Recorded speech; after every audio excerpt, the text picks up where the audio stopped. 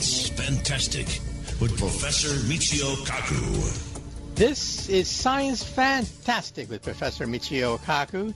On Science Fantastic, we profile the amazing, jaw-dropping scientific discoveries which are revolutionizing our world and touching our lives. And in this hour, once again, we're going to throw the lines open because this hour is your hour. So let's take the next listener phone call. Hi, this is Eric from Fairbanks, Alaska, listening on 970 KFBX. I was just wondering, as we progress from a Type 0 civilization and we crawl out of the mud to a Type 1 civilization, will we still elect a leader? Will there still be a need for like a centralized system of governments? Or will we all just kind of like work together and know what to do, sort of like ants in a hive, as we progress into a like a planetary society? Will we need to elect a fearless leader on a white horse and a king on a throne to make proclamations and issue orders? Or will we all just kind of like, I guess, know what to do and just govern ourselves, and as if we're all working towards that, collective goal? Will there be a need for leaders, I suppose, and leadership in the future? Thank you. Well, you ask a question that's been bothering me for several decades. When I was a child, I read Isaac Asimov's Foundation trilogy. I highly recommend it. In fact, it is sometimes called the greatest science fiction novel ever written. By Isaac Asimov, the Foundation trilogy. It blew me away when I was, in junior high school, reading the Foundation trilogy. It talks about the galaxy 50,000 years from now, where we'll have galactic starships, a galactic civilization. But then I said to myself, come on, there's something wrong. There's something wrong with the Foundation series because the people of the future, 50,000 years from now, they act just like us. They have jealousies. They have kings, queens. They have emperors. They have proclamations. They have fearless leaders. They have propaganda. And I said to myself, surely an advanced civilization 50,000 years from now, they're not going to have the stupid kinds of fearless leaders on a white horse that we have. Well, now I'm older. And now I realize that perhaps Isaac Asimov had some wisdom there. Because, you see, we haven't changed genetically for the past 100,000 years since we first emerged from Africa.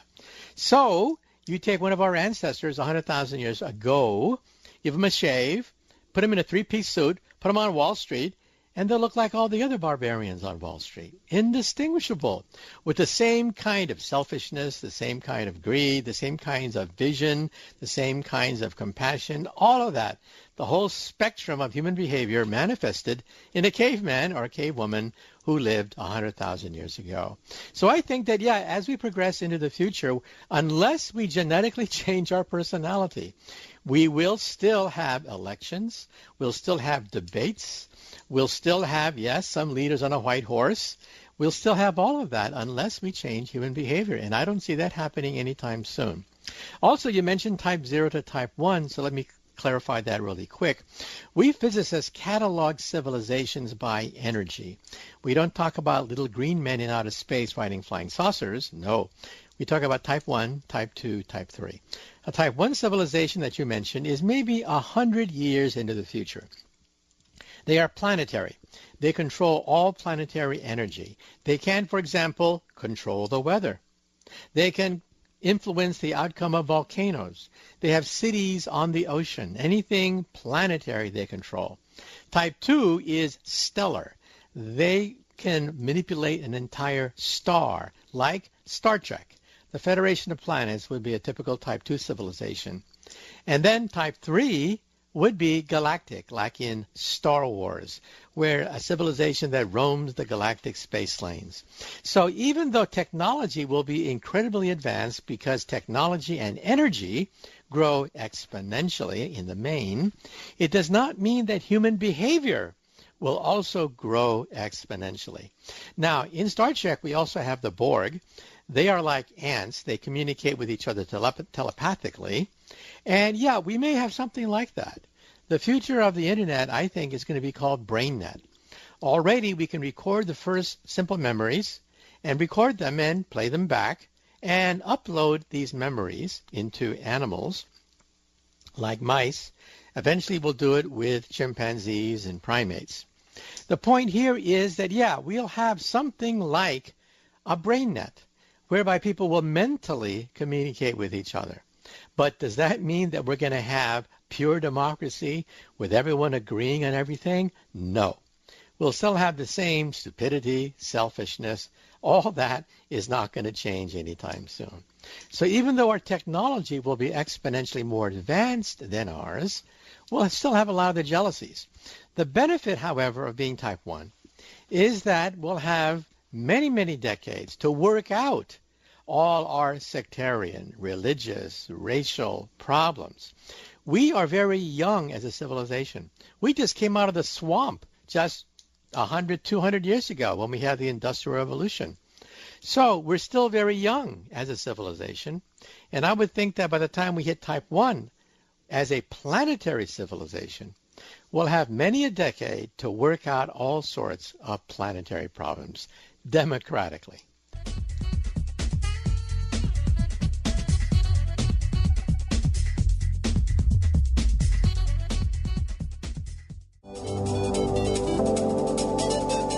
Welcome back to Science Fantastic with Professor Michio Kaku. The lines are open. Once again, this is your hour. Okay, well, let's take the next listener phone call. Yes, Professor. My name is Chuck, and I'm calling from Daytona Beach. Do you see the science of solving the telomere being worn out and being able to preserve the telomere, and if in the next 10 years, and if so, what would be the repercussions of society, and what exactly would a person be like if the telomere never showed any aging? Thank you. Well, you ask a very important question. First of all, let's define a few terms. Telomeres are, in some sense, the biological clock of a cell that tells the cell when to die. It turns out that at the ends of the chromosome, there is a tip that holds the chromosome intact. Think of your shoelace. At the end of your shoelace is a plastic tip. That's called the telomere. Every time the cell divides, it gets older, and the telomeres get shorter. After 60 or so reproductions, the telomeres are so short, they disappear, and the chromosome frays just like your shoelace. If the tips of your shoelace fray, then the whole shoelace starts to come apart. At that point, the cell goes into senescence. That is, it gets slower and slower, more and more sluggish, until it eventually dies. This is called the Hayflick limit. The Hayflick limit is 60 reproductions or so. Now, I've interviewed Professor Hayflick, and I've also interviewed people who think that this could be the fountain of youth. So let's talk about the controversy. It turns out that, yes, you can, quote, immortalize a cell by hitting it with telomerase. Telomerase is an enzyme that prevents the telomeres from getting shorter. So your clock, in some sense, is stopped. You are stopping the clock. I had one doctor on the air who said that he can, quote, immortalize human skin cells. You put them in a petri dish, you hit them with the enzyme telomerase, and they just keep dividing forever. Not just 60 times. They've divided thousands of times. They are, in some sense, immortal. Now, what's the catch? Well, there's always a catch. It turns out that cancer cells also use telomerase. Cancer cells, in some sense, are not stupid. They know that they have telomeres. They get shorter. So why don't they stop the clock? And they can simply divide forever. And, of course, that's what cancer is. What is cancer? Cancer is a normal cell that simply divides forever until it kills you, until it forms a tumor that chokes you and your organs die as a consequence.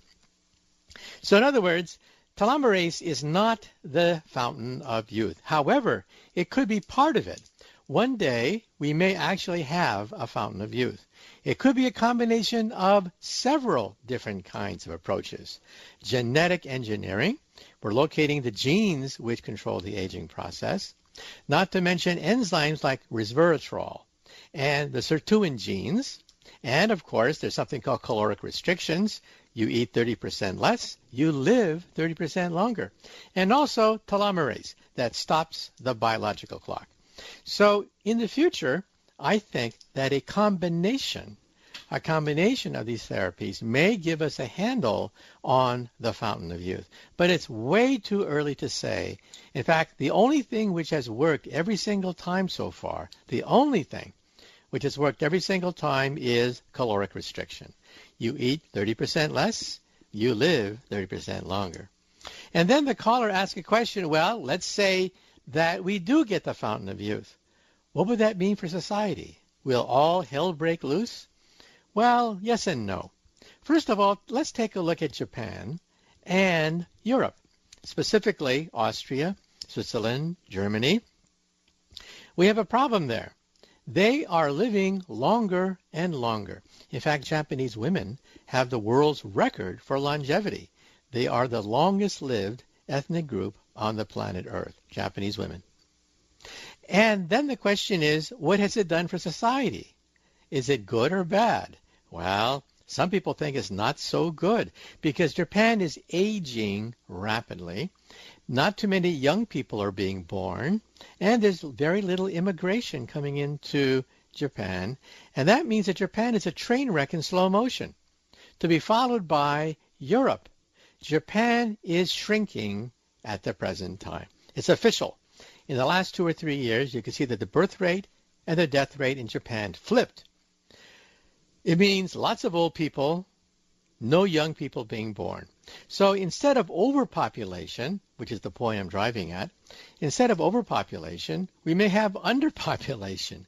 We may have a race of old people that simply don't want to be bothered to have kids anymore. They got that out of the way a few centuries ago.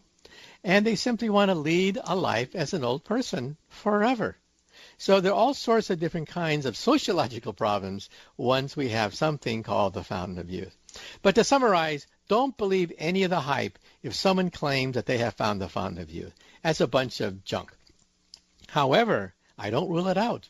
I think that at some point in the future, scientists will use a combination of genetic engineering, certain enzymes like resveratrol and the sirtuin genes, caloric restriction of some sort, and telomerase to give us longer life. This is well within the realm of scientific possibility.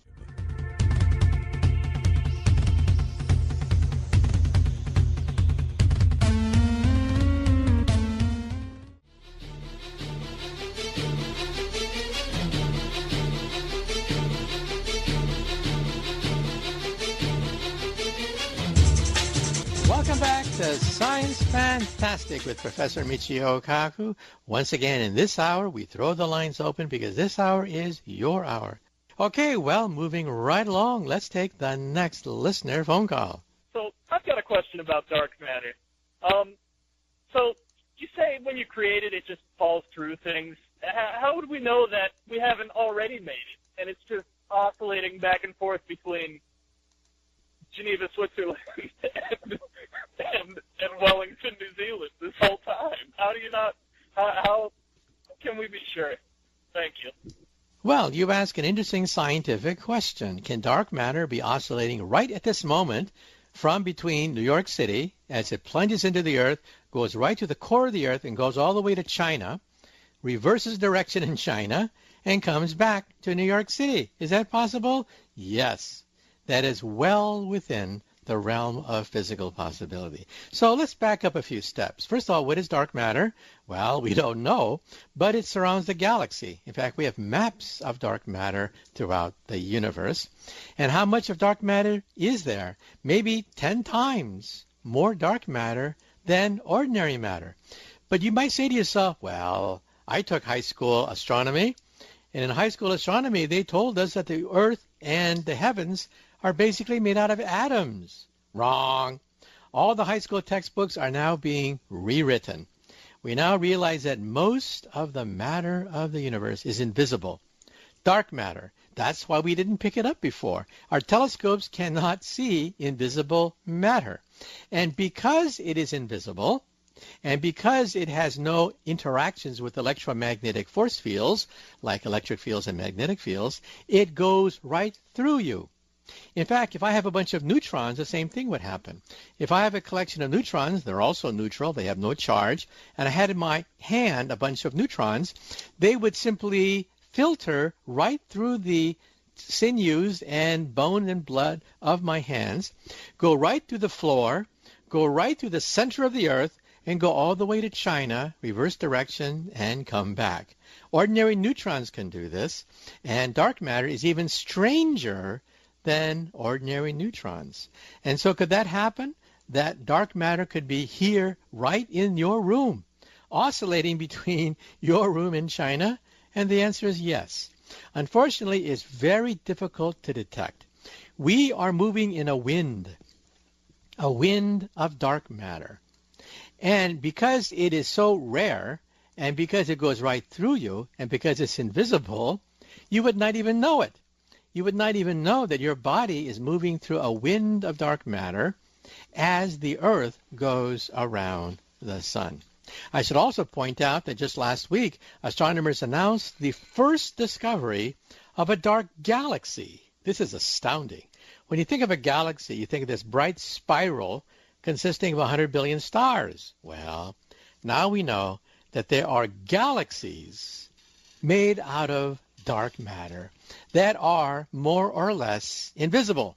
How do we know they're there? Well, we picked up this fuzz, this gigantic fuzz that seems to be spiraling, and sure enough, it bends light using gravitation. So the universe turned out to be a lot stranger than we originally expected. And what is dark matter? Well, if you know what dark matter is, tell me first. Now, we can split the Nobel Prize cash money, you and me. We don't know what dark matter is, but the leading candidate is the next vibrational octave of the string. We are the lowest octave. Everything you see around you is a particle that represents vibrations of the lowest excitations of a tiny vibrating string. The next set of vibrations would be invisible. You can calculate that. And yes, we think that is dark matter.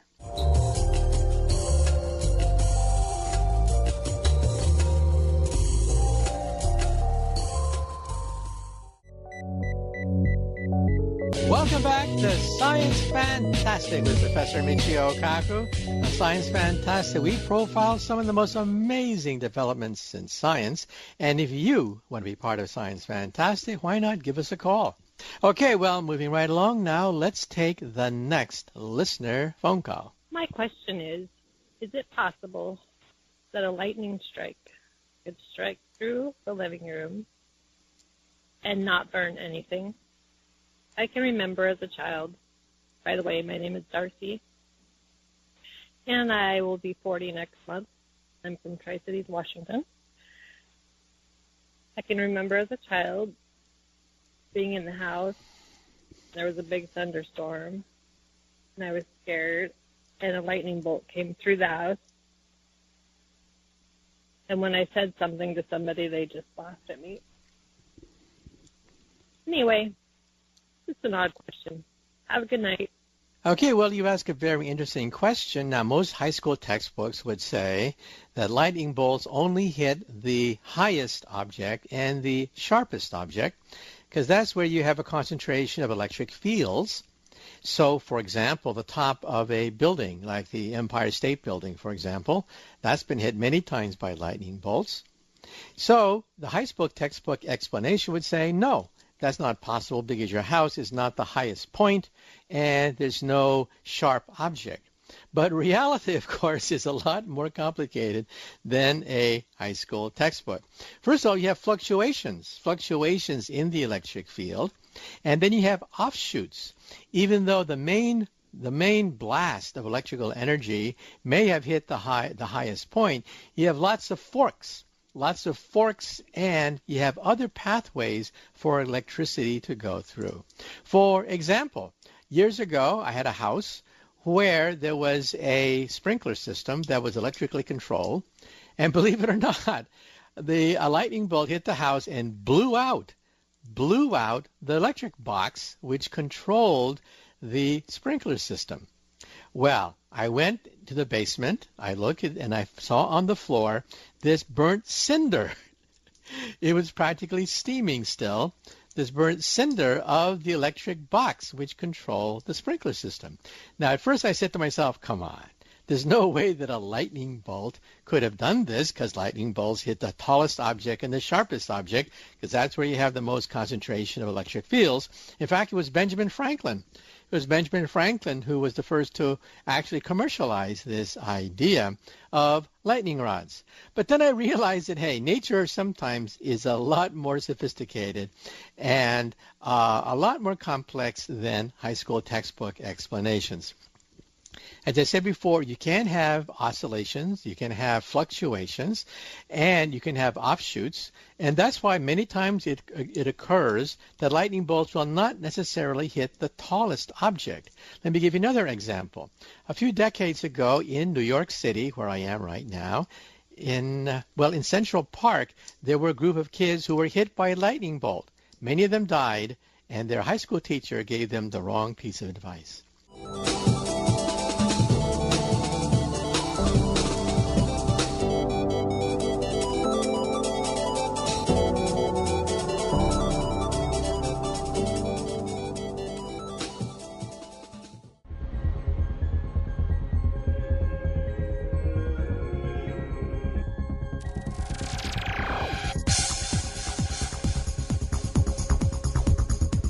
Welcome back to Science Fantastic with Professor Michio Kaku. Once again, the lines are open. You can give us a call and have your thoughts heard on national radio.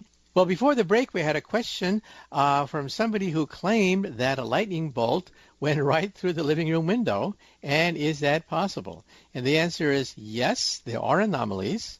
Yes, there are fluctuations. And yes, there are offshoots of the main lightning bolt that go in all sorts of different directions. It is certainly possible. And I was just saying that years ago, there was a thunderstorm that hit Manhattan. And there was a bunch of students under the guidance of a teacher who took shelter underneath a tree in Central Park. Well, that's not a good idea. But the teacher probably thought that the highest point was the top of the tree, not the bottom of the tree. So it was safe to take these kids to underneath the tree. Well, it made the front page of the newspaper. A lightning bolt did hit. It hit the kids. Several kids died as a consequence, and it was a tragedy. What went wrong? Well, first of all, you do not want to go near a tree, even if the top of the tree is higher than you are, because the tree itself will attract lightning bolts, and you have offshoots and fluctuations, and you can definitely be hit if you are hiding underneath a tree. Also, by the way, some people ask me that if somebody is electrocuted by let's say, a power cable that becomes separated, and all of a sudden somebody touches it and cannot let go because the muscles of your hand contract, what do?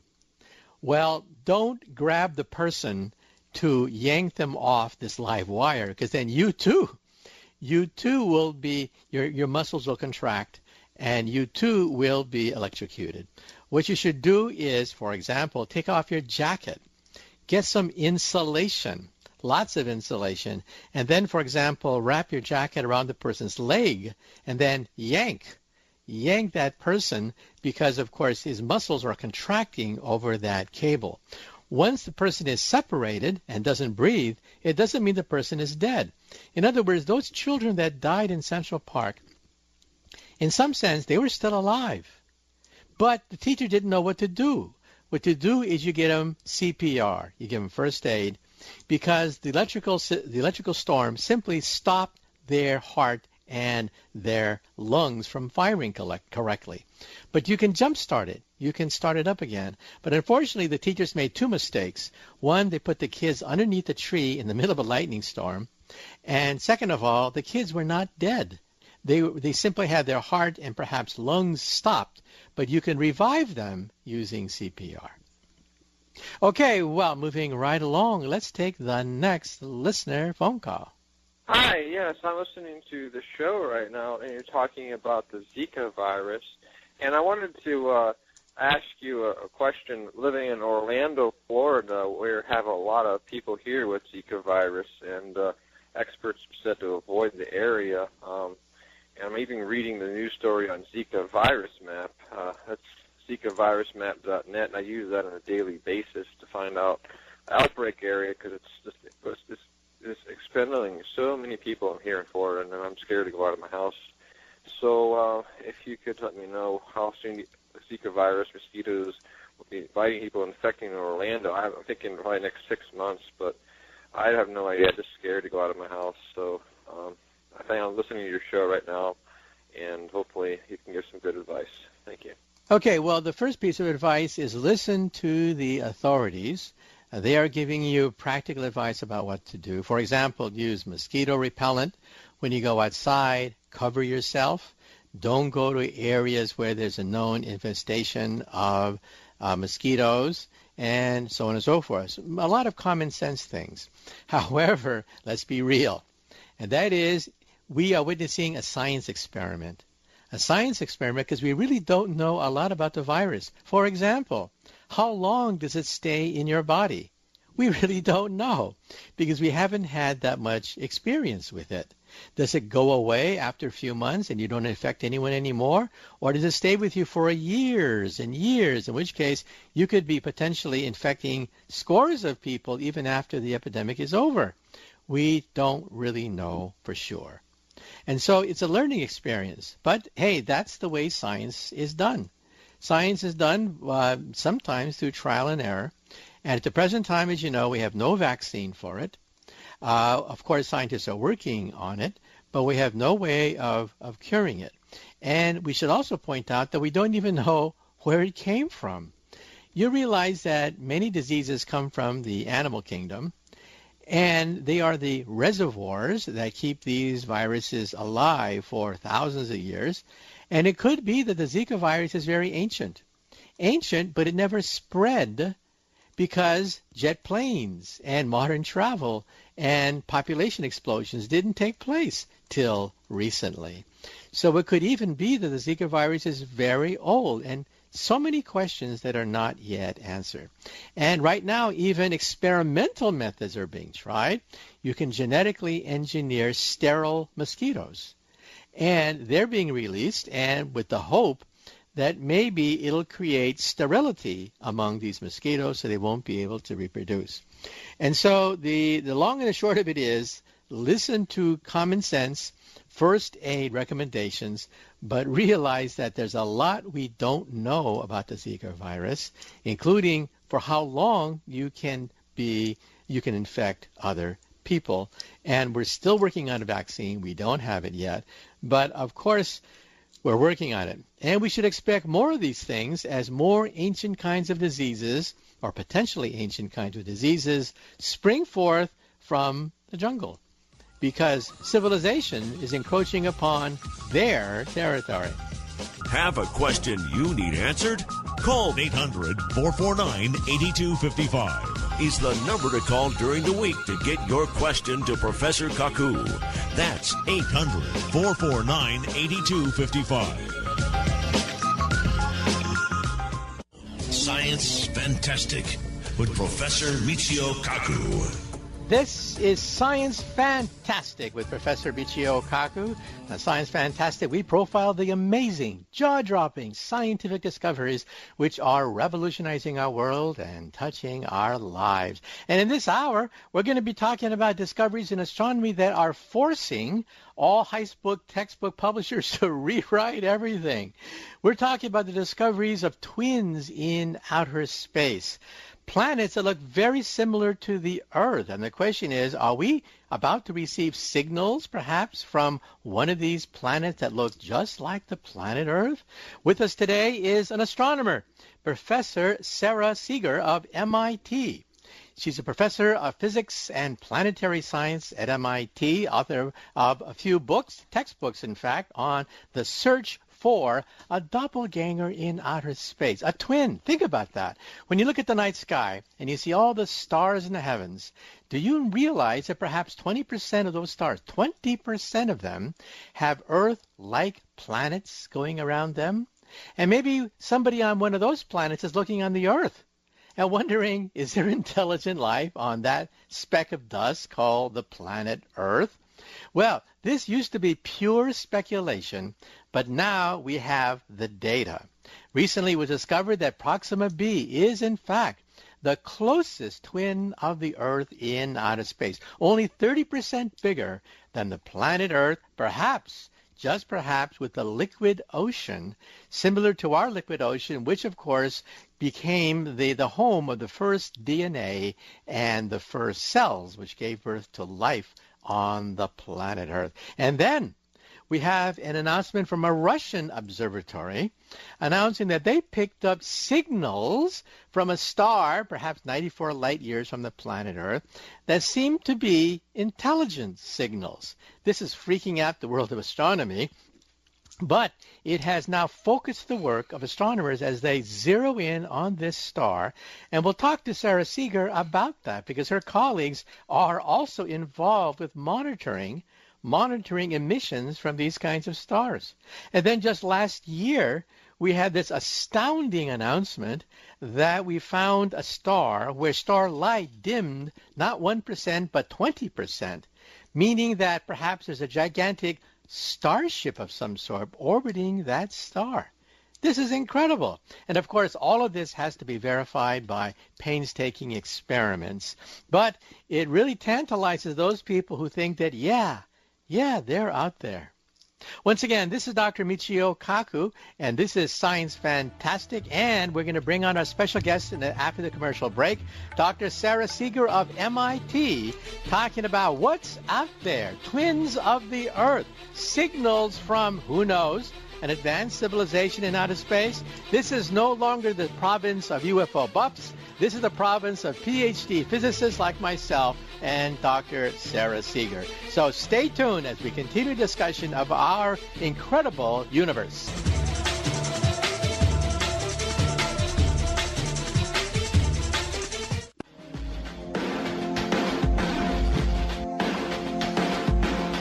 Welcome back to Science Fantastic with Professor Michio Kaku. In this hour, we're going to talk about some of the revolutionary developments taking place in astronomy. We have with us today Professor Sarah Seeger of MIT, Professor of Physics and Planetary Science. And we're going to talk about exoplanets. You know, recently astronomers hit the jackpot. The holy grail for people that are looking in outer space for exoplanets is to find the closest possible, well, twin of the Earth in outer space. And scientists announced that, well, they think they have a candidate, and you can't get much closer than 4.2 light years from the planet Earth. And so we'll also talk about the Starshot program. We mentioned it in a previous Science Fantastic program about Stephen Hawking et al.'s idea of sending a chip the size of a postage stamp to the nearby stars. And now we have a target, Proxima b. And then the internet is buzzing with the news that something or other, maybe a radio signal, is emanating from a planet perhaps 90 or so light years from the planet Earth. And people are saying, aha, is that a signal from intelligent life, or is that just noise in the fluctuation? Well, once again, with us today is Dr. Sarah Seeger. We should mention that she got her bachelor's degree in mathematics and physics from the University of Toronto, went on to get a PhD from Harvard University, my old alma mater.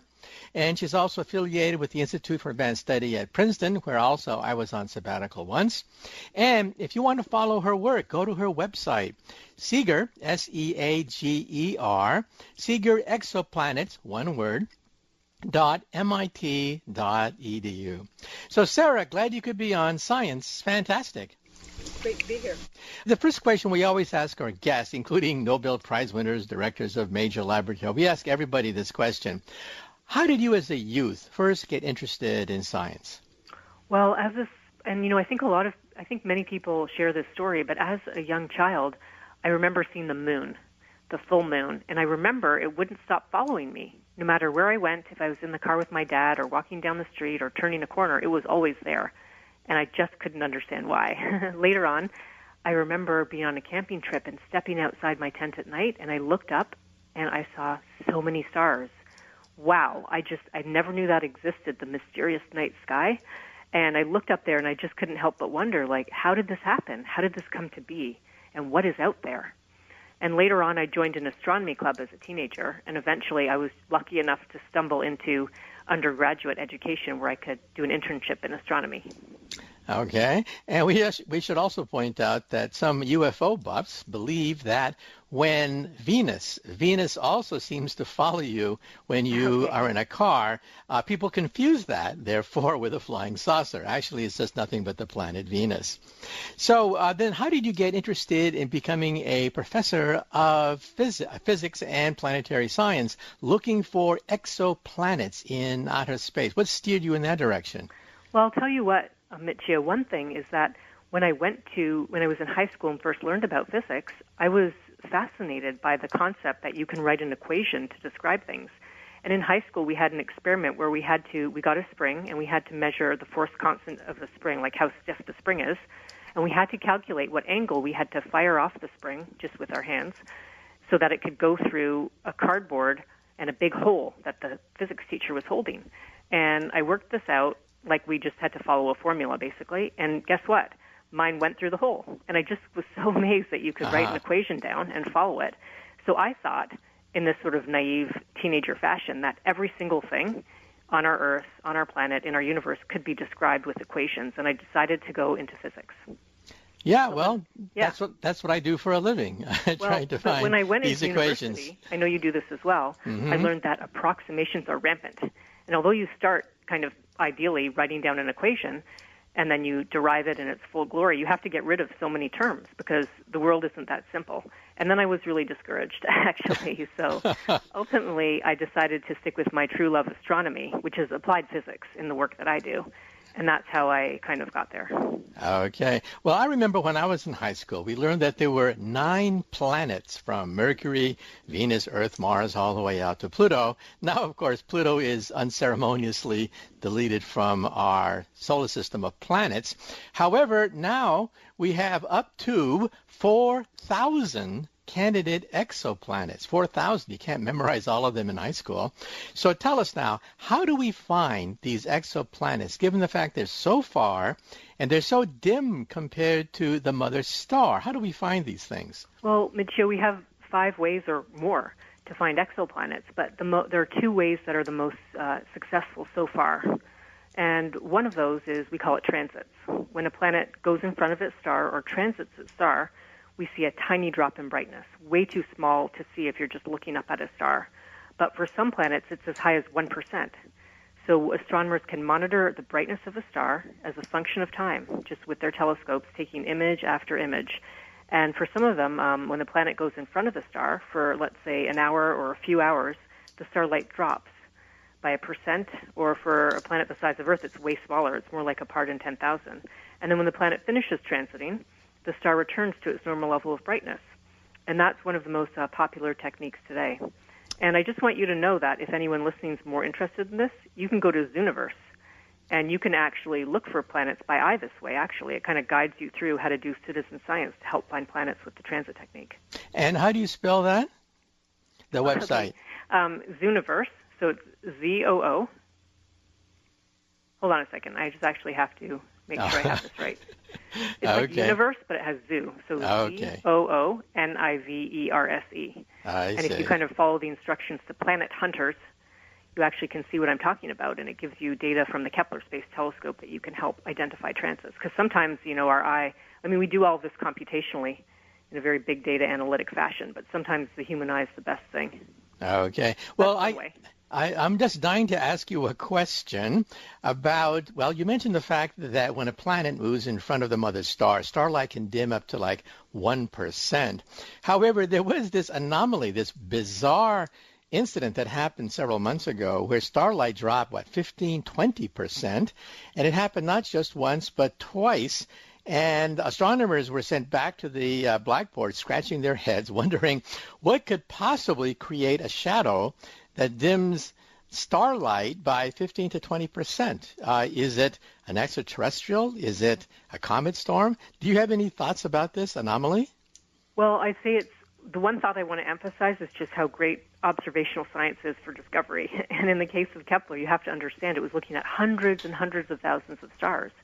And so astronomers are just so shocked at this one because what could it be?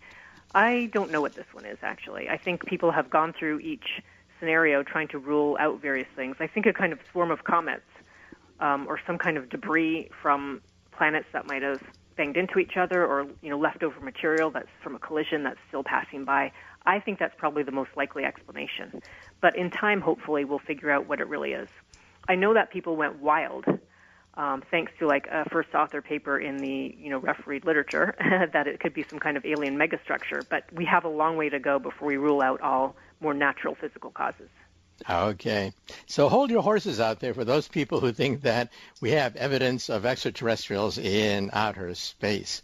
Now, I just wanted to review one more thing, and that is the second way that's most successful so far in finding planets. And this one has a really unfortunate name, actually. It's very technical. We call it the radial velocity method, or sometimes it's just called the wobble technique. And in this case, I want you to imagine there's a star out there with a planet orbiting it, but we can't see the planet. But because that planet and star are orbiting their common center of mass, or you can think of it like the gravitational effect of the planet on the star makes the star wobble. And this is kind of the oldest, most historic way to find planets.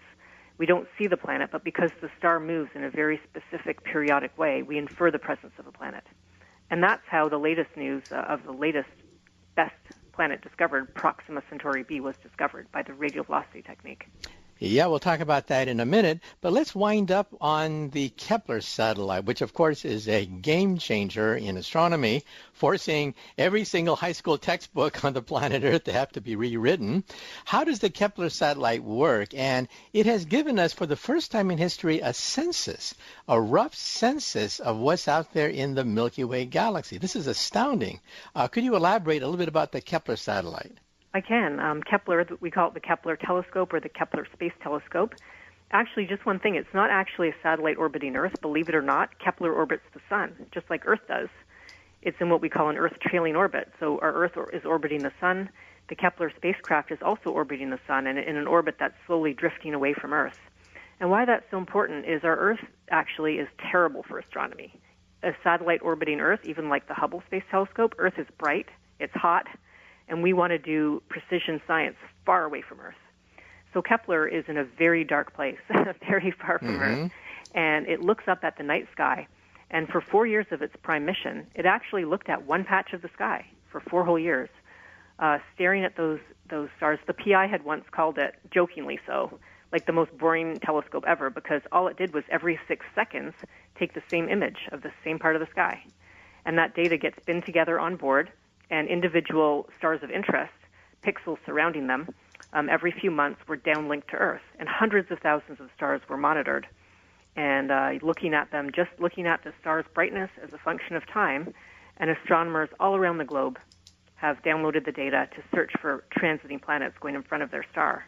And by being way more sensitive, like 100 times or more sensitive than anything that came before it, and by being able to stare at the same stars for so long, Kepler uncovered planets and planetary systems beyond anything we had imagined. Right. And let's talk about a rough census of the Milky Way galaxy. Of course, we haven't scanned the entire Milky Way galaxy. We've only scanned a piece of it. But we can infer the number of stars which have planets going around them and the percent of stars that have Earth-like planets going around them. So what have we found on average of the stars in the heavens that you see at night? What percent have planets going around them, maybe Jupiter-sized planets, and what percent of them in turn may have Earth-like planets? Well, the numbers, okay, let me think for a second. Let's start with the Earth case, and then we can back up. Okay. Okay, so it turns out this is a very hard question to give you an exact answer on. I would say that the answer that was kind of given publicly to the most fanfare was something like as many as 1 in 5 stars like our sun could have a planet size of the Earth in an Earth-like orbit. that might sound a bit overly scientific for you, because we don't know if a planet is Earth-like. It really depends on the greenhouse gases in its atmosphere. But to answer your question, let's say as many as 1 in 5 stars like our sun could have an Earth. So if the Milky Way galaxy has 100 billion stars, then we're talking about potentially billions of Earth-like planets right in our solar system, right? Right. I mean, right. We could have more than tens of billions of Earth-like planets, possibly. So isn't this a game changer? I mean, we had the skeptics who were saying, bah, humbug. I mean, how many planets are there going to be in the Milky Way galaxy? But now we have a first order estimate, and the estimate comes in the billions. This is astounding, isn't it? It is astounding. And together with Kepler and other planet-finding techniques and telescopes, we actually have evidence that almost all stars should have planetary systems. So you're saying that when you look in the night sky at night, tonight, you go outside, look up, you're saying that on average it could be that every single star, on average, has some kind of planetary system. Is that what you're saying? That's what I'm saying. And I'm saying to you, Michio, the next time you go out, I don't know how many stars you can see from New York City, but Not when many. you go out there and look up, you can even wonder if there's a planet around that star, and if maybe there are creatures around that planet looking out at our sun amidst all of their stars, wondering the same thing. Yeah, they're wondering if there's intelligent life on the Earth. Well, obviously the answer to that is no. Obviously there's no intelligent life on this planet. Okay, well, now let's talk about the big discovery where the press is saying that we have a doppelganger out there in outer space that is a planet orbiting the closest star, which may have Earth-like conditions. But could you elaborate? What was this astounding discovery? Well, the astounding discovery that was announced very recently is that there's a planet about the mass of Earth orbiting our very nearest star, Proxima Centauri. Now, Proxima Centauri is not a star like our sun. It's actually much smaller and dimmer and redder. And this planet has an orbit of about 11 days. It takes 11 days to go around its star. Our own Earth, of course, our year it takes us 365 and a bit days to go around our sun. But the star has lower luminosity output, so the planet is quite close. Okay, well, let's take a short commercial break. And after the break, we're going to talk about, well, what are we going to find if one day we send the first starships to the nearest planet to the Earth? And that could happen perhaps in a few decades. We're not talking centuries now. And we'll talk about that, the Starshot program, after the break.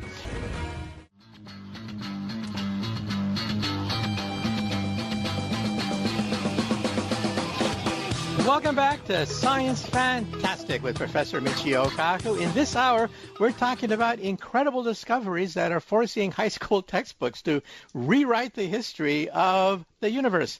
We're talking about the discovery of, perhaps, a twin in outer space of the planet Earth. We're talking about the potential of one day, perhaps in a few decades, not centuries, sending the first starship to one of these planets in outer space, and a signal. A signal has recently been detected that some people claim may just possibly be evidence of an extraterrestrial advanced civilization in outer space. With us today is Professor Sarah Seeger of MIT. Her website is Seeger Exoplanets, one word, seegerexoplanets.mit.edu. And we are talking about exoplanets. The whole scientific universe is abuzz with the news that we found a twin. Well, we don't exactly know what's on that twin, but we found an object that's perhaps 30% bigger than the planet Earth. We don't know for sure, but it looks very close to the characteristics of the Earth. Now, Sarah, do we know anything about its atmosphere or whether or not it has water on it? Right now we don't. All we know is the planet's approximate mass, which is about 30% more massive than Earth, and we know that its orbit is very favorable when we want to speculate about whether or not the planet could be the right temperature for life. The reason we don't know more about it is because the planet was found indirectly, and we hope that in the future we will be able to observe this planet with large ground-based telescopes that are under construction right now, but they won't be finished for many years. And with those new telescopes, we hope that we can look at the atmosphere and see water vapor in the atmosphere or other things. Okay, well, my colleague Stephen Hawking has, with billionaires, announced an ambitious program to send the first Starship to the nearby stars. And of course, Proxima b is way up on the list of targets. And I understand that you are also associated with the Starshot program. Could you explain how do we build a Starship? Well, the Starshot concept actually is quite different from things that we're used to when we watch movies or read books on science fiction. This concept is, instead of sending one big ship that humans could go on, or even just a couple of people, to send 1,000 little tiny, tiny, tiny spacecraft. Actually, they want to call them star chips because these items would be just centimeters in size and just a few grams in their mass. And the goal is to launch a mothership carrying about 1,000 of these tiny spacecraft, and then to deploy them once it gets to space. And the concept further imagines ground-based lasers would focus a light beam on these spacecraft and accelerate them so they can travel faster than anything we've ever imagined and send them on their way to Proxima Centauri. And with 1,000 of them, the thought is that if many of them get destroyed by bumping into cosmic dust particles or some other reason, that some of them will survive long enough to reach Proxima Centauri and to snap an image and send that image back to us here on Earth. Now, I understand that the weak link in all of this is the lasers. You have to have, 800 megawatts of laser power, 800 gigawatts of laser power, and a nuclear power plant only has 1 gigawatt's worth of energy output. And the aiming must be incredibly precise, right? Oh, okay. We have to take a short commercial break, but after the break, we're going to continue a discussion of Starshot. What would it be like to send the first Starship to a nearby planet? This is a real game changer. It could change human history for all we know.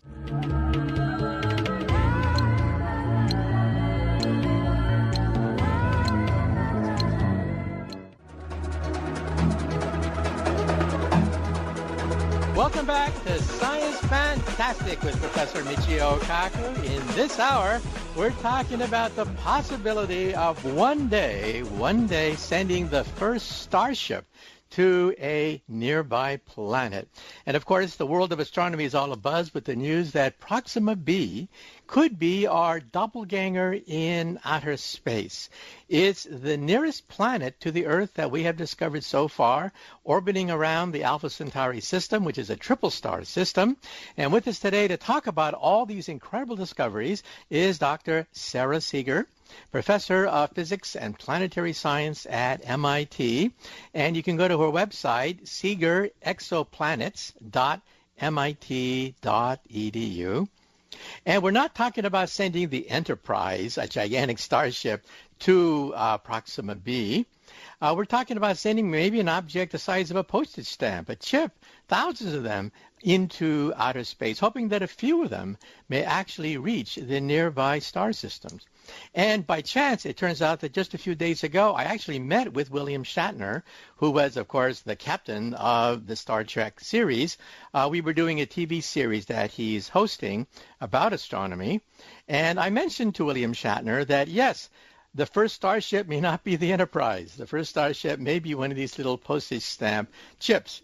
And he mentioned the fact that, in a few weeks, he'll actually be meeting Stephen Hawking personally for the TV series, and he'll ask him that question about the starships. So, Sarah, let's break it down. We're not talking about the Enterprise. We're talking about lasers shooting some kind of sail to Proxima b. Could you elaborate?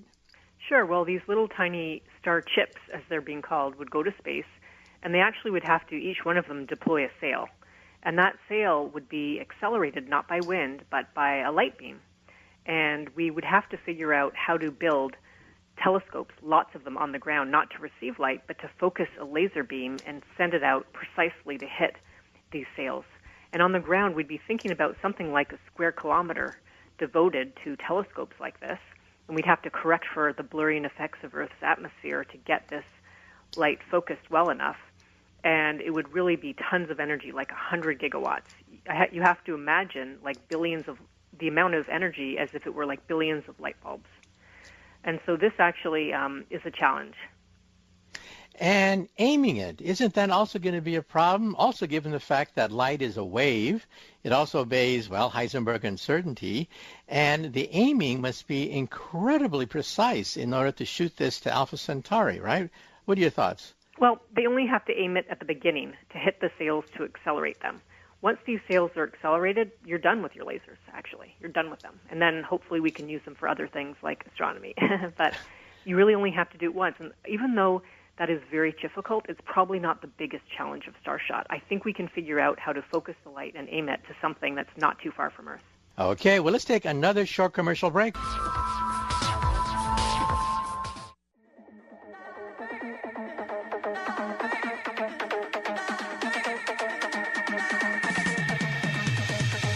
Welcome back to Science Fantastic with Professor Michio Kaku. In this hour, we're talking about revolutionary discoveries being made even as we speak about this great universe of ours. You know, sometimes we spend so much of our time looking down on the pavement, and we don't look up.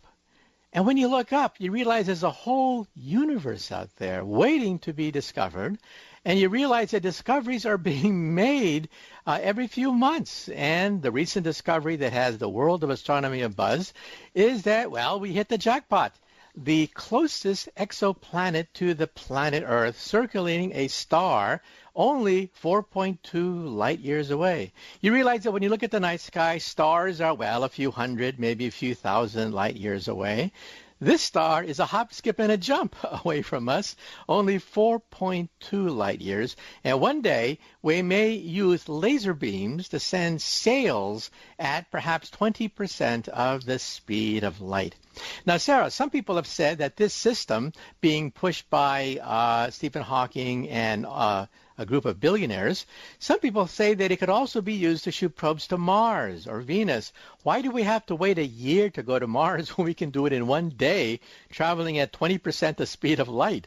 So perhaps one day we'll have an interplanetary network shooting ships using laser beams right across the solar system. What are your thoughts? I think that would be amazing. And I've also heard those comments for the people who think Starshot might just be a bit too ambitious for humans with today's technology, that even if they don't reach that original planet, it will be just phenomenal to be able to, yes, send these star chips all around our solar system in no time. Remember, New Horizons that reached Pluto not too long ago took 10 years. So imagine if we could go to Pluto, see something interesting, and then send something else to get there in a few days. Yeah, and traveling at 20% the speed of light, you're talking about going to Mars in a matter of minutes rather than 9 months to go to Mars, a matter of minutes, a day. One thing we haven't mentioned yet is that these things don't have a way to slow down right now. So for the moment, you're talking about a little star chip zipping past Mars at 20% the speed of light and just snapping a photo and sending the image back to Earth, not landing, not being able to slow down. Right. But it's an ambitious program, and I understand that $100 million has already been pledged by people of the likes of Mark Zuckerberg of Facebook and other billionaires to jumpstart the research on such a program. Absolutely incredible. Now, let's switch gears a little bit, and another bit of news. There is a rumor that is being spread by the newspapers saying that a Russian telescope has picked up some kind of radio signal, a very powerful signal, from what might be, with a capital M, what might be an intelligent civilization in outer space. Well, what are your thoughts? What do astronomers think about this? Not just people who follow this kind of stuff and UFO buffs, but, what does the astronomical community think about this? Well, Michio, you're a physicist as well, and you know that our job in training is to be skeptical. So I would say that most people in the community are skeptical. And there is a reason, though, because what we want to do is confirm or deny the signal, but we don't. The people who, first of all, let's back up a little. It's a star. The signal's coming from the direction of the star, a star like our sun, and it just has a catalog name, HD 164595. It's about 100 light years away. And this particular star system actually has a confirmed planet around it. The planet's about 16 times Earth's mass, and it has about a 40-day period. So the radio telescope that observes stars like that, they can't observe that star specifically. They're kind of looking in the general area, a kind of bigger patch on the sky, but they do see a signal. And that signal, they talked about at a conference recently, and that's what made the news. Now, this signal dates back, actually, it came from May 2015. And they saw the signal one time, although they had looked about almost 40 different times. So we hope that if there are intelligent aliens out there on a planet around a nearby star, that they're going to send us a signal more than once. Like, remember the movie Contact? How in Contact there's a signal, and later on it comes again, and then again and again. But if it just comes one time, we don't have a way to confirm or deny it. And some of my astronomy colleagues have actually already, gone back and looked at that same star. They've done calculations to show whether or not it's likely to be just a transient or some noise. And the answer is we just don't know. Okay, now science is based on what is reproducible, testable, and falsifiable. Now, if you get one signal from something out there, it's not reproducible, right? I mean, you can't test it against any other parameters. It's just a piece of noise out there.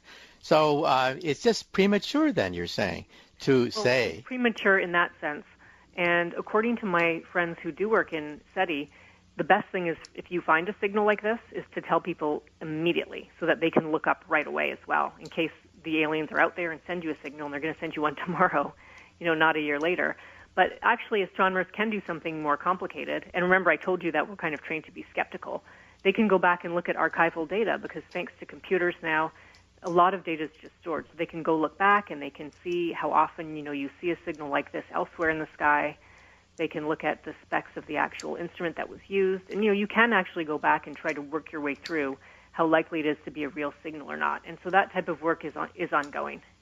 Okay. Well, also on the air, several times we've had Dr. Seth Shostak, PhD physicist from Princeton, and he's one of the directors of the SETI project.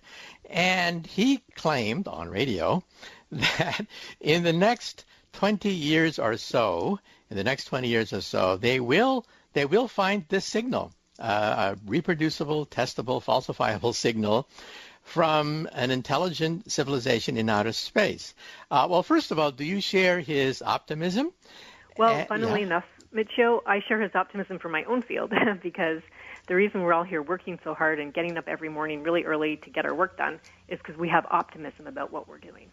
So I don't blame him for his optimism, but I don't necessarily share it. Okay. Well, unfortunately, we've run out of time. Once again, our special guest today has been Dr. Sarah Seeger. If you want to find out more about her work, go to mit.edu.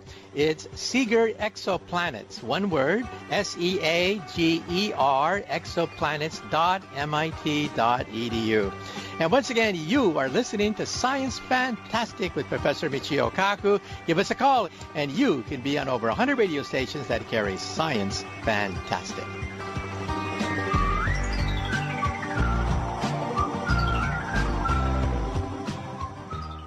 Science Fantastic with Professor Michio Kaku. Welcome. Once again, this is Dr. Michio Kaku, and this is Science Fantastic. On Science Fantastic, we profile some of the most amazing developments in science. And in this hour, we're going to talk about the search for aliens in outer space.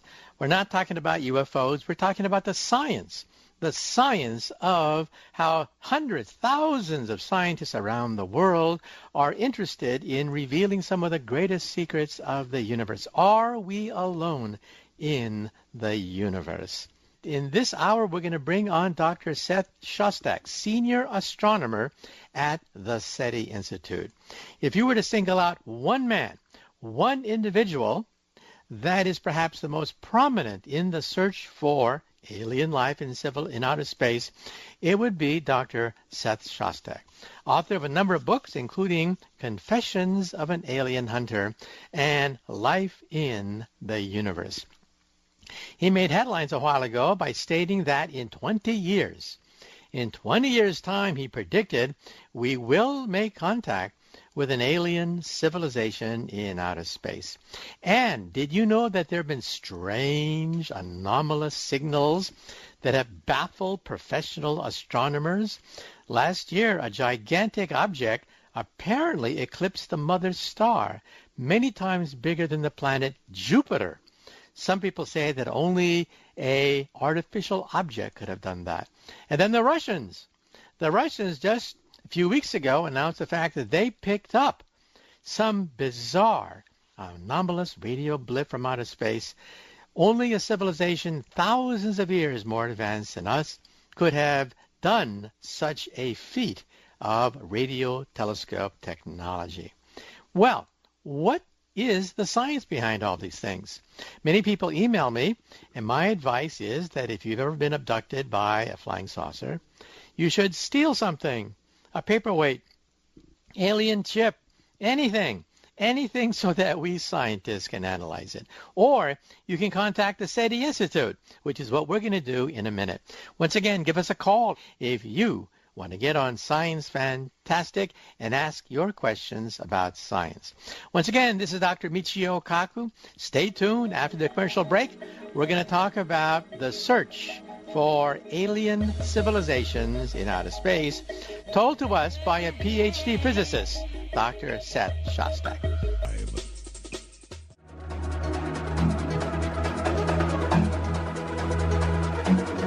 Welcome back to Science Fantastic with Professor Michio Kaku.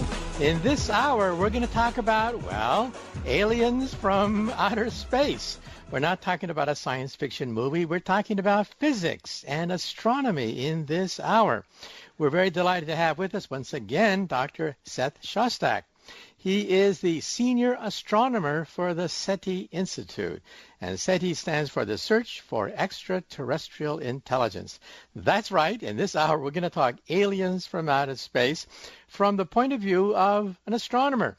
We should point out that Dr. Shostak got his bachelor's degree in physics from Princeton, PhD in physics from Caltech, and is the author of a number of great books, including Confessions of an Alien Hunter and Life in the Universe. And if you want to know more about his work, go to a website, bigpicturescience.org.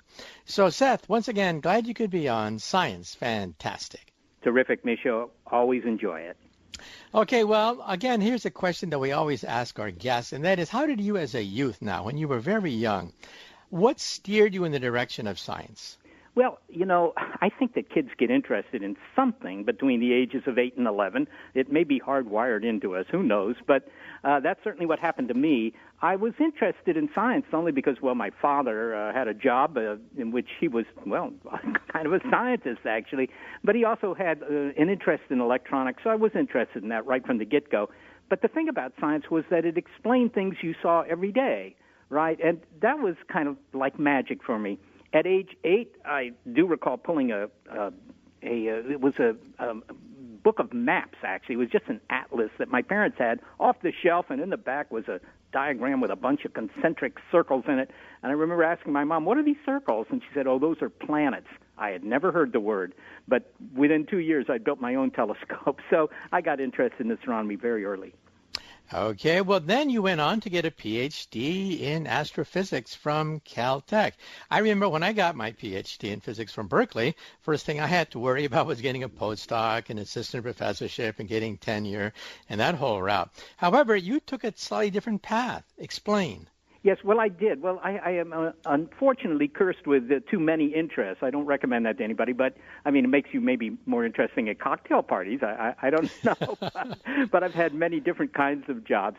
I was able to get a postdoc, as it turned out, after my degree work at the National Radio Astronomy Observatory. They were headquartered, and still are, by the way, in Charlottesville, Virginia, and they had radio telescopes around the country, actually, both in West Virginia and in New Mexico.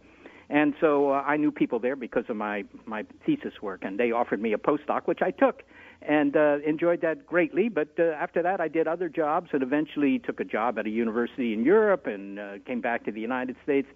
And during that time, I developed an interest in the idea of SETI, the Search for Extraterrestrial Intelligence. And when I was in the Bay Area, somebody found out I was there. They called me up and they said, you want a job at the SETI Institute? And they called it the right time. I see. Okay. And so in your heart of hearts, you really believe they're out there, right? Well, I do, Michio. I mean, if I didn't believe that, where we're located in the Silicon Valley, south of San Francisco, I think anybody could walk across the street and double their salary. I mean, the SETI Institute is a nonprofit. We run a lot on donations and so forth. So the remuneration isn't very high. So if people weren't interested in the subject matter, I don't think they would do it, to be honest. So, of course, I think that there's somebody out there to be found. Okay. And, of course, there's something called the giggle factor. I mean, you talk to a, quote, reputable, unquote, scientist about aliens from outer space, and their eyes kind of like roll up to the heavens, and they kind of like giggle, and at that point, that's the end of the conversation. But you really think that science can reveal the presence of aliens in space? Well, it certainly works on paper that the experiments could do that. And as far as whether they're really out there, I mean, one of the things that we've learned in the past really 5 years is that most stars have planets. I mean, we didn't know that when I was a kid, going to the Hayden Planetarium in New York. They, would occasionally tell you, well, planetary systems might be very rare. I mean, there might not be many planets out there. Well, we know that's wrong now, and the number of planets in the Milky Way galaxy is on the order of 1 trillion with a T. That's a big number, and, most of them are not terribly interesting for life, but maybe 1 in 5 stars, that's the current estimate, 1 in 5 stars might have a planet sort of like the Earth. So if we're the only planet where you have not just life, but intelligent life, then, we really won the lottery, and it's hard for me to believe we won the lottery.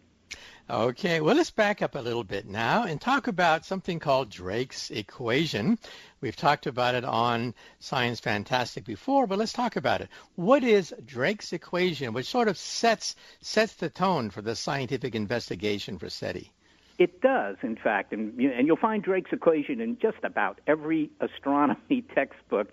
It's said to be the second most famous equation in all of science, the first one being E equals mc squared from Einstein. But Drake's equation was just an agenda for a meeting that astronomer Frank Drake cooked up in 1961. He had a meeting with only about a dozen attendees, but these were all pretty high-powered scientists, to discuss the whole matter of, well, could there be somebody out there, and could we ever find them? And in order to sort of organize the meeting, he came up with this little formula that estimates, well, how many societies are out there in our own Milky Way galaxy that could be broadcasting signals going through our bodies as we go about our business today. And so, it includes how many stars are out there with planets and what fraction of those planets are habitable and what fraction of them are actually inhabited and how many of those planets have cooked up something intelligent that can build a radio transmitter. All these factors, there's 7 factors, in the Drake equation are used to estimate, how many broadcasters are out there. And while we don't know many of the terms in the Drake equation, it's a great way to organize the subject, that's for sure. Now, you mentioned some of the numbers, right? Now we have the Kepler satellite up there orbiting the sun, which gives us, for the first time in history, a census, a rough census of the number of planets that we might have in the Milky Way galaxy that may sustain life. So how has the Kepler satellite revised Drake's equation? Well, Kepler is often said to be one of the most, effective science projects that NASA ever put together. Its job was just to find out how many stars like the sun, so sun-like stars, have planets sort of like the Earth. Okay, and they're still working on that. But it turns out that Kepler has been able to find thousands of planets in our Milky Way. Okay, that's kind of interesting, but the really important thing is not how many planets it's found, it's what fraction of stars have planets. And that turns out to be the majority of them. Maybe it's 70%, maybe it's 80%, maybe it's close to 100%, but there are a lot of planets out there. Now, trying to decide what fraction of those planets are the kind you'd like to live on, the kind you'd like to build a condo on, that's much harder because those planets tend to be small and hard to find. But the best estimates are maybe 1 in 5. Now, it could be 1 in 10, it could be 1 in 2, but it's not 1 in a million. That's the point. So there are lots and lots, tens of billions of cousins of the Earth just in our galaxy, and I remind everyone that there are at least 150 billion other galaxies we can see. So, there's a lot of real estate. That's the bottom line. So, in other words, the probability of having a doppelganger of the Earth in outer space is pretty close to 100%. That's what you're saying, right? Well, yeah, it's either that or you have to say there's something very, very special about the Earth. And anybody in science knows that if you say, well, we're living in a miracle, you can't get your paper published if that's the basis of your argument, right? Scientists like not to believe in miracles. You usually assume that whatever you're experiencing is somehow fairly common, just on statistical grounds. And, of course, we don't know that for sure. But on the other hand, that's a much safer assumption in my mind than to assume that Earth is somehow very special. Okay, now let's talk about SETI in particular. Many people think that we must have thousands of radio telescopes scanning the heavens, but it's all funded by private donations, right? It is, actually. When I joined the SETI Institute, that was the very early 1990s, it was still a NASA project. But that was killed by the U.S. Congress in 1993. In this month of 1993, in September, as I recall, but maybe it was October, whatever. So that ended the public funding of the SETI search. It was never very expensive, by the way. It was always a tiny, tiny fraction of the NASA budget. But since that time, the SETI experiments in the United States, and that's just about the only place where they're being done, have all been funded by private donations, people who will send you a $20 bill or something like that. It's a difficult way to conduct science, but that's the way it is. Okay, well, before we continue, is there a website or a place where people can donate money to the SETI Institute? Oh, absolutely. It's just SETI.org. Just type that into your browser and you go right to the SETI Institute. Okay, now some people think that we must have teams of people scanning thousands and thousands of stars. But my understanding is that we've only scanned maybe roughly 1,000 stars with any degree of accuracy. What is the state of how many stars we have scanned? Well, it's true. People imagine that this is a worldwide project and that, as you describe, thousands of white lab-coated scientists with clipboards, doing this work. Of course, they get that impression from the movies, I suppose. But the total number of people in the world whose job description is to do this kind of work is very small, maybe a dozen in total, maybe not that many. And they're mostly in only 3 places. Places actually. One is Harvard, one is the University of California at Berkeley, and the other is the SETI Institute. And a lot of that is simply due to the lack of money, of course. That's why it's very small.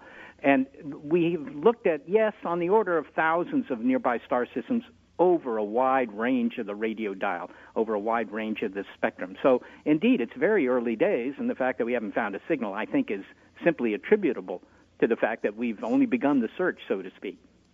Now, many people understand how SETI works from the movie Contact, starring Jodie Foster. How accurate was that movie? And did you like the ending of the movie where they actually, I guess, teleport to this planet and meet the aliens who look just like us?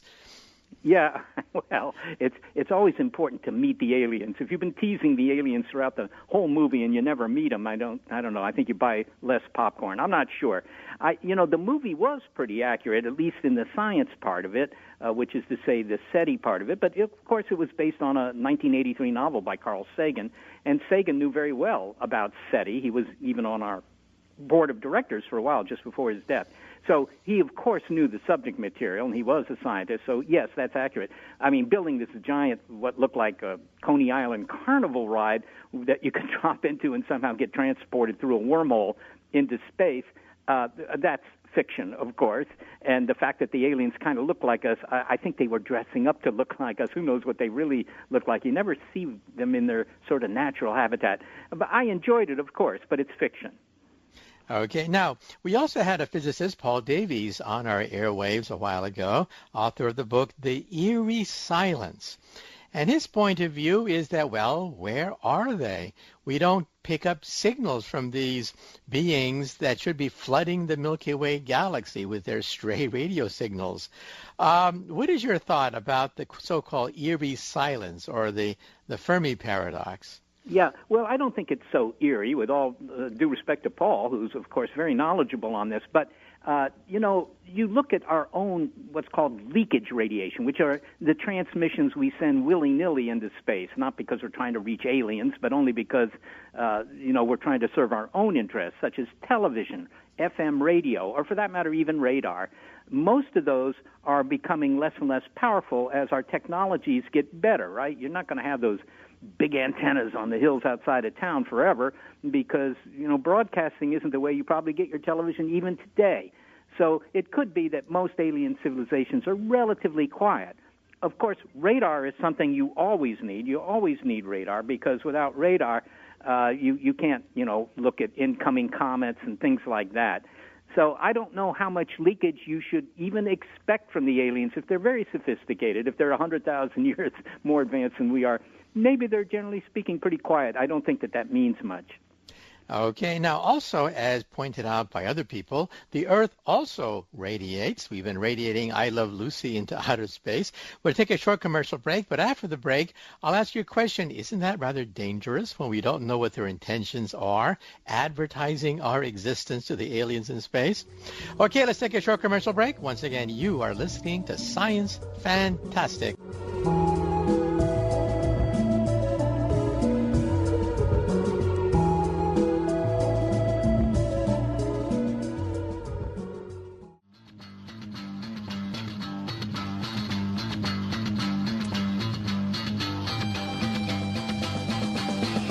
Welcome back to Science Fantastic with Professor Michio Kaku. In this hour, we are talking the science behind aliens from outer space.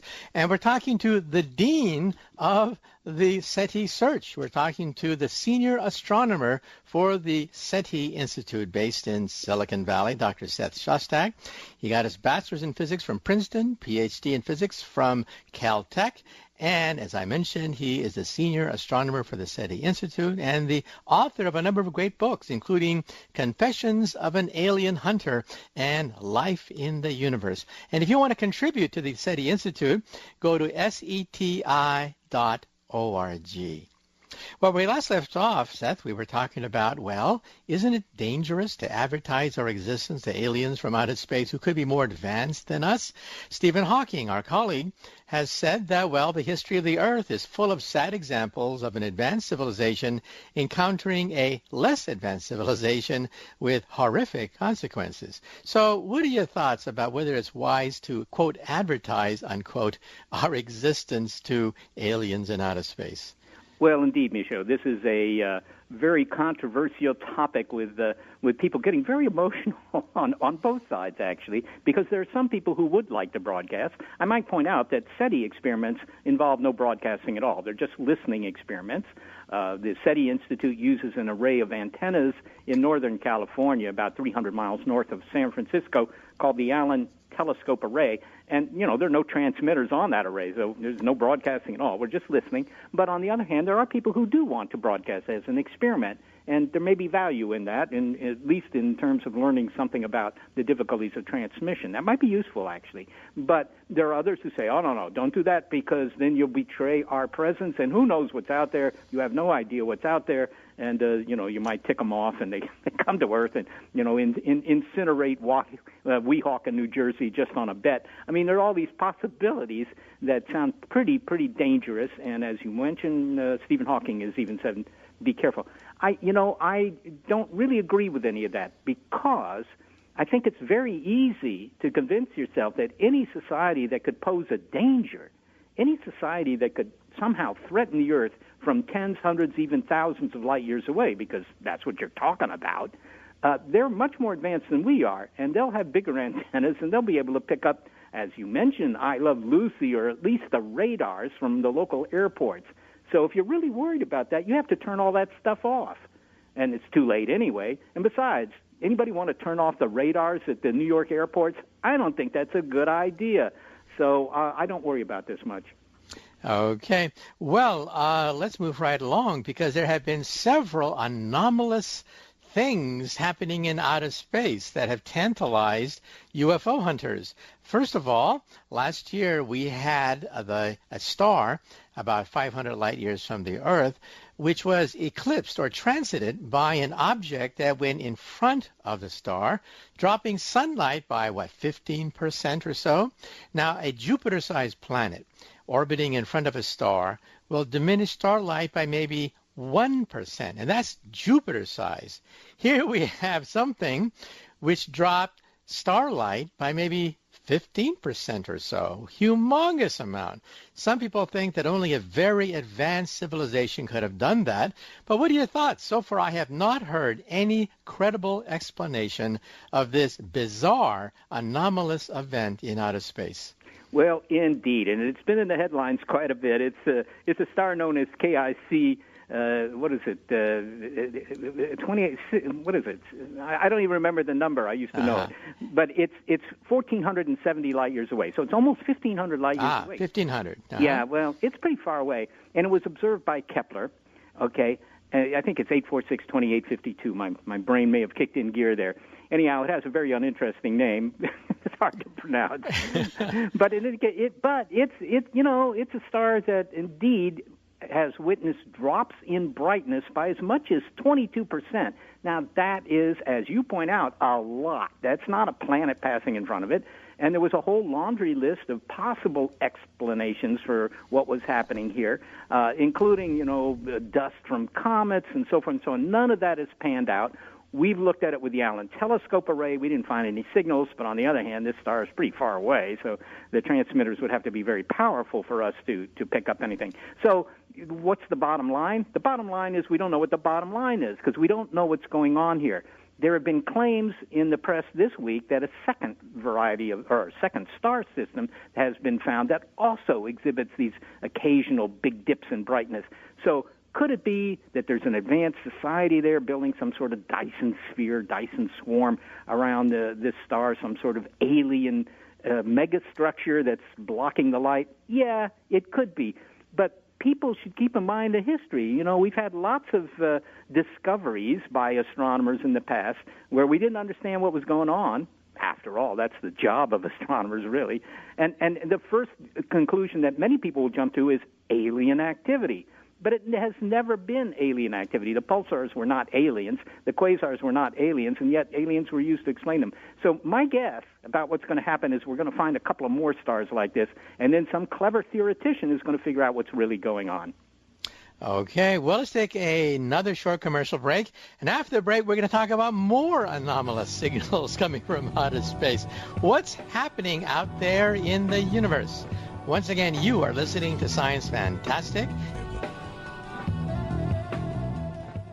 For more information on this and other great talk programs, go to talkradionetwork.com.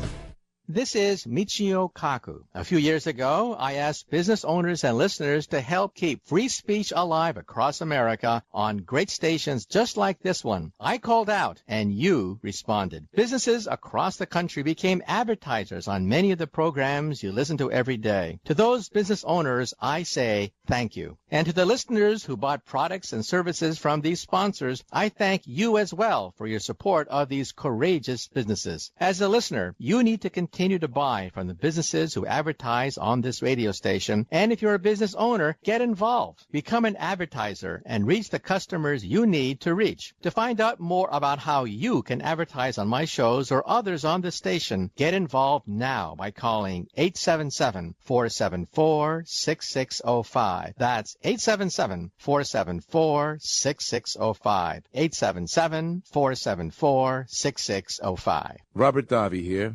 Did you know that the government has been making preparations to seize your retirement and bank accounts? My friends at Landmark Capital have the facts with their white paper called How to Protect Your Retirement and Bank Accounts from Government Seizure.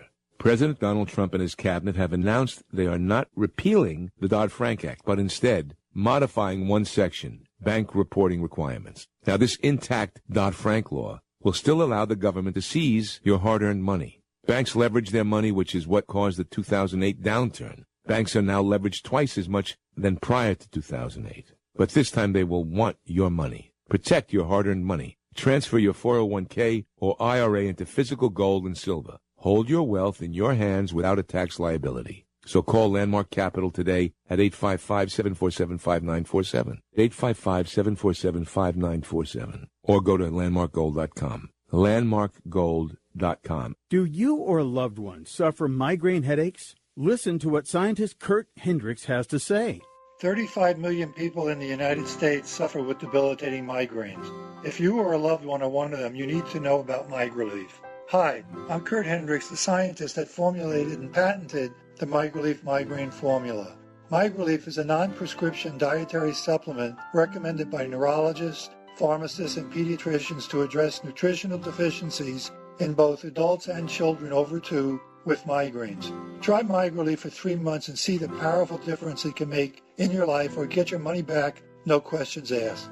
Go to MIG911.com or call 800-MIG-7354.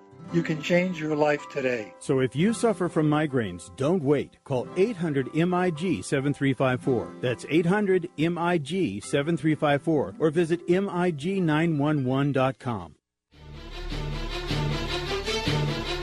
Welcome back to Science Fantastic with Professor Michio Kaku. Our special guest today is, quote, an alien hunter, author of the book Confessions of an Alien Hunter, Dr. Seth Shostak, senior astronomer at the SETI Institute, author of a number of great books, including Life in the Universe and Confessions of an Alien Hunter.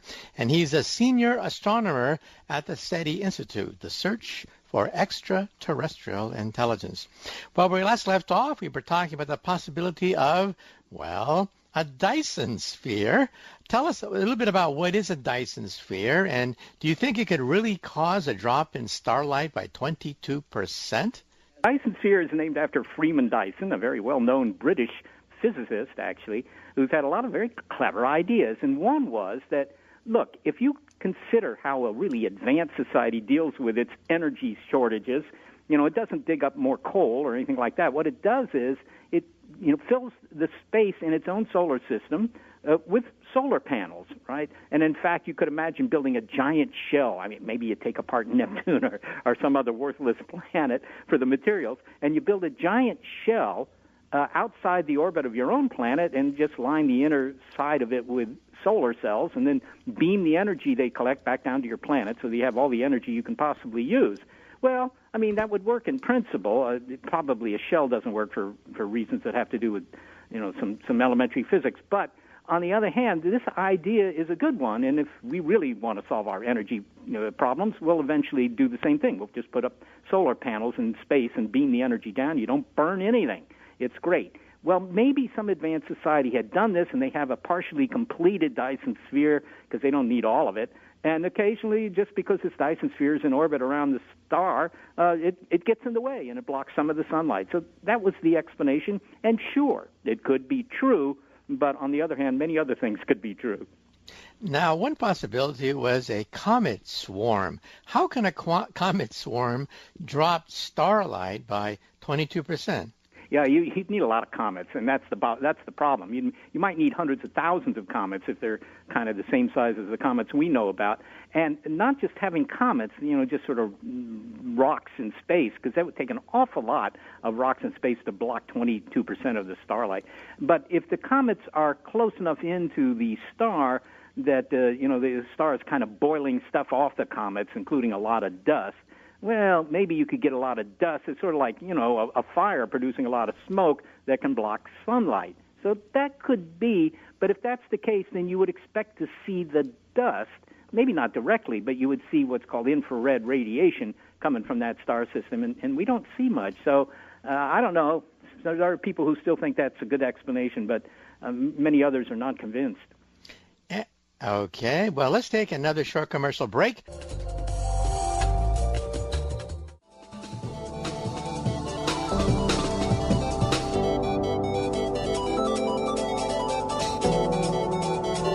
Welcome back to Science Fantastic with Professor Michio Kaku. In this hour, we're talking aliens from outer space. No, we're not talking flying saucers. We're talking about science. The science of whether or not we have or will make contact with an alien civilization in space. Well, Seth, we talked about a potential of a Dyson sphere orbiting a star in outer space, and then the Russians.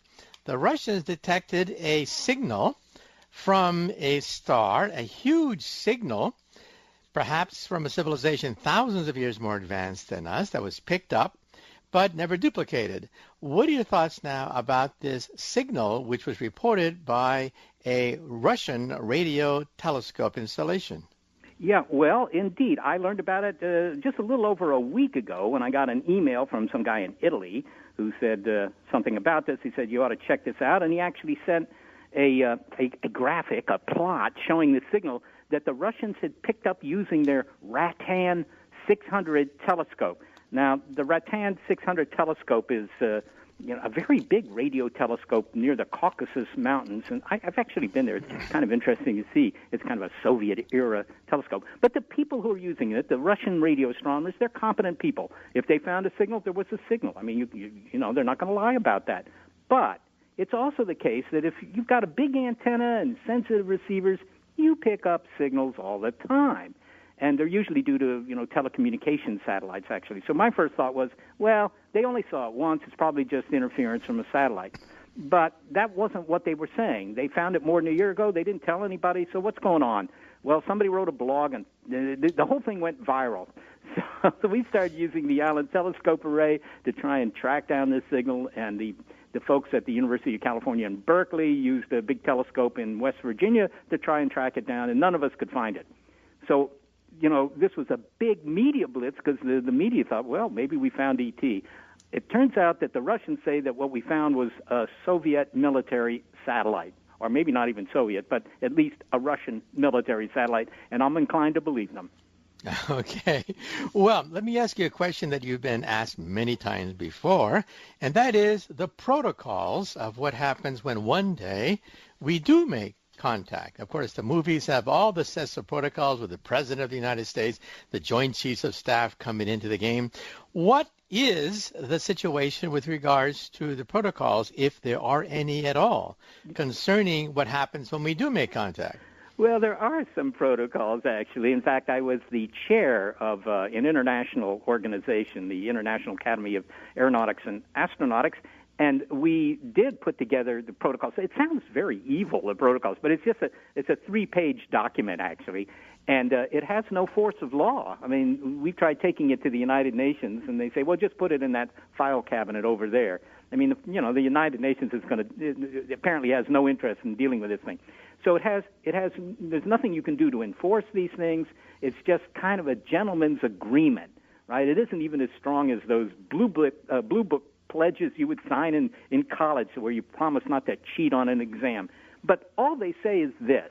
They say, if you find a signal that looks interesting, the first thing to do is to check it out. Well, okay, that's just good science, right? I mean, you want to make sure that what you found, you've really found. The second thing is tell everybody. Okay, that's legitimate too. And the third thing is don't broadcast anything back without, telling the whole world what you're doing. Okay, this is apple pie and motherhood, all of it. But I can tell you on the basis of false alarms, including this Russian signal from last week, what really happens if you find an interesting signal is that people go on to their blogs or they're on Twitter or whatever, and it's all over the world, and the media start calling up and want to know more about it. So the protocols, while a nice idea, there are a lot of nice ideas like good table manners that get flaunted all the time. Well, in the movies, of course, the Joint Chiefs of Staff, the President, the National Security Council, they all meet together and they say we cannot reveal the information because panic would ensue. I mean, there's no basis in that scenario, what you're saying, right? It's going to be all over the place almost instantly. What are your thoughts? That's correct. And this idea that the government would, swoop down and shut everything down. To begin with, the evidence is up in the sky, so they can't exactly hide that, right? And you wouldn't believe it yourself unless a couple of different radio observatories, probably around the world, checked it out too. So, the idea that you could keep it secret is kind of goofy to begin with. But also the idea that the public would, start rioting in the streets. We've had a couple of false alarms, I guess I should call them, signals that we thought were real, And, I kept waiting for the men in black to show up or maybe somebody from the Pentagon to call up. None of that happened. None. What did happen is that the New York Times started calling up. So, they didn't run with the story because it turned out it was just interference from a satellite. But, maybe the Weekly World News would have run with this story. So I think if we do start finding a suspicious signal, you'll hear about it in the checkout line of your local supermarket first. Okay. Now, you were quoted as saying that I think within a 20-year time span or something like that, you do expect contact to be made. Do you still make that claim? Yeah, I bet everybody a cup of coffee that we would do that. And I may owe a lot of cups of coffee in 20 years. I'm not so sure. But in any case, the reason I did that was simply on the basis of the improvement in the speed of the experiment, right? Because SETI depends a lot on digital electronics, or if you will, computers. And, of course, they're getting faster all the time. And so looking at the future of what computers would be able to do over the course of the next 20 years, it's easy enough to estimate that if SETI gets enough money to keep going, we could look at 1 million star systems in the next 2 decades. And, it's just a gut feeling and nothing more than that. But my gut feeling is if you look at 1 million star systems, then I think there's a decent chance of finding a signal. So that's why I bet everybody a cup of coffee that will happen. Okay, and also the future. What do you think holds for the future in the next, let's say, 20 years for the SETI Institute? More private money coming in, more telescope expansion, more stars analyzed. What are your thoughts? Well, I certainly hope that all of that will be true, obviously. I might point out, by the way, that the SETI Institute does a lot of research that's called astrobiology, and that is funded by NASA. That's looking for life on Mars or some of the moons of Jupiter and Saturn and so forth. Okay, well, unfortunately, we've run out of time. Once again, our special guest is the senior astronomer at the SETI Institute, Dr. Seth Shostak. Go to SETI.org, SETI.org, and find out about the search for extraterrestrial intelligence.